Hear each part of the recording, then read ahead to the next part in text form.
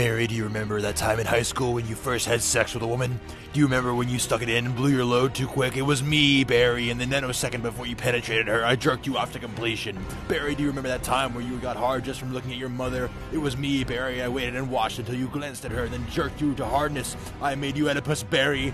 Barry, do you remember when your mother was bathing you and your brother in the tub, but you had to get out of the tub early because your brother peed in the water? It was me, Barry, I was the one that peed in the tub. Barry, do you remember when you came, shit, farted, and pissed yourself all at the same time? It was me, Barry, I made you into the cum, shit, fart, piss man. Remember that time you tried to make a comfy Simpsons thread and it got derailed by Sneed posters? It was me, Barry, I and the rogues derailed your thread. Barry, do you remember the time you tried to share your genuine opinion about cartoons on 4chan and got mocked for having different opinions? It was me, Barry, I was anonymous. Barry, do you remember when you woke up with a sore ass that one morning when you were 6? It was me, Barry. I don't like this one very much. Remember that magnificent microwave casserole you had in your freezer?